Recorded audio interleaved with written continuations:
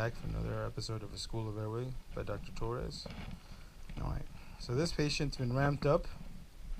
I used, instead of just linens, just modified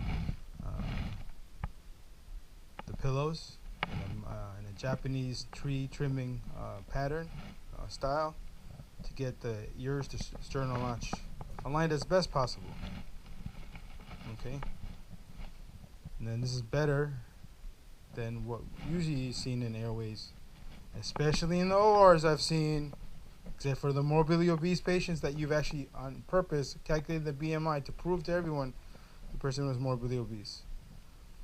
If you're 5 foot, 300 pounds, I'm already convinced that you're obese unless you're a new species of human. Okay?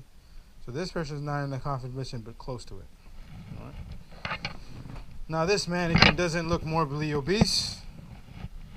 It looks like, he's painted over like an imaginary 70-kilo man.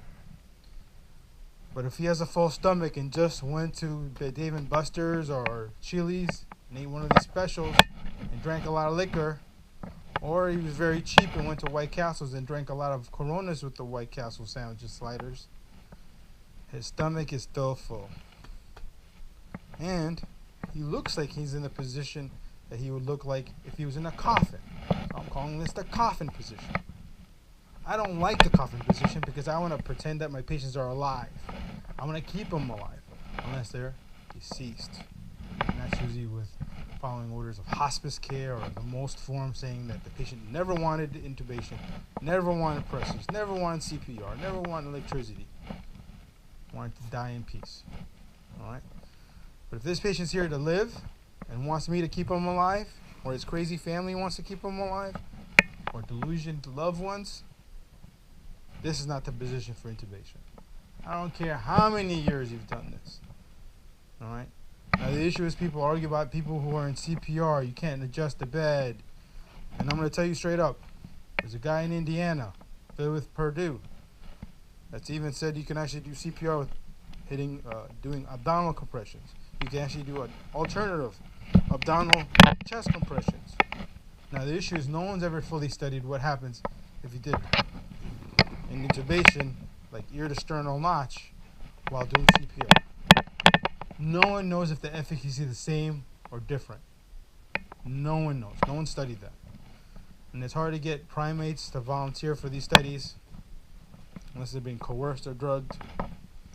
And it's very hard to compare a pig, who's not as long as a human, right, but does have large organs that may be the size of close to human body parts, to mimic this. What would happen if you did CPR while intubating someone in this position? Mind you, I usually put supraglottic devices. After reviewing the literature by Weingart, seeing that supraglottics can compress the carotid artery, followed it up and listened to Dr. Darren Brody, and he did a small study of 17 patients, and none of them had carotid artery obstruction or compression from the supraglottic devices they were using. And I think they were not using just LMAs, they were also using combi tubes or TMLTs. Do I need more studies to prove it? That doesn't cause more injury? Some others may want more information. I'm not. So I don't even have the issue by intubation. I do know that I'll throw in the supraglottic device, King LT or LMA.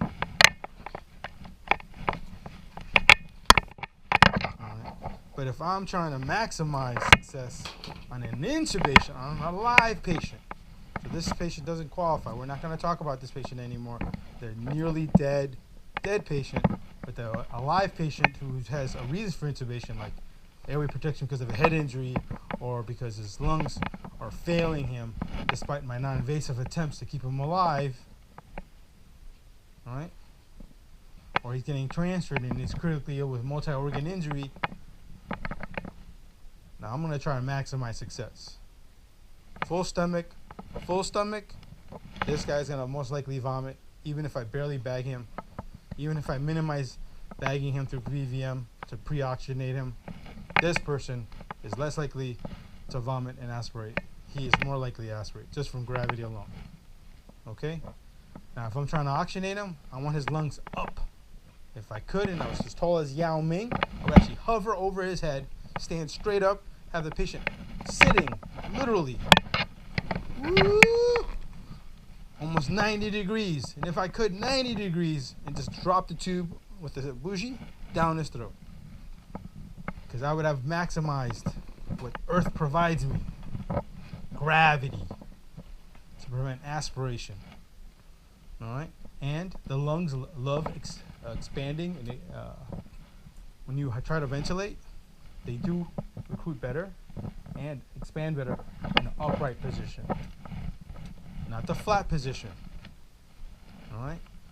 So, another reason to advocate for ramping the patient, regardless if you use the angle of Alexandru from Brookdale, or if you use the terms of a sniffing position or ear to sternal notch.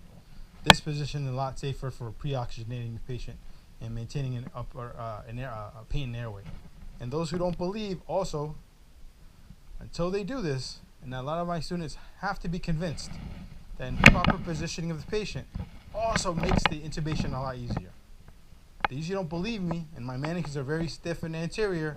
You get the tube in a lot easier when you position the patient correctly.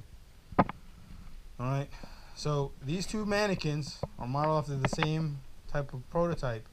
They're not morbidly obese. Now some will say those that are skinny won't need this. They still eat. Almost every American comes with a full stomach or something in the stomach before they get into the emergency room. So this idea of like skinny people don't qualify, garbage. If I learned this information from anesthesiologists who worked on bariatric patients who are morbidly obese, why can't I use those benefits on patients who are thinner and even thin patients? Right? I'm trying to pre-oxygenate them. I want to minimize hypoxia during the intubation. I want to maximize my time in the safety of good sets when I get them actinic, when I induce RSI, when I give those RSI drugs. Does that make sense, guys? Alright, so you don't have to be fat or morbidly obese.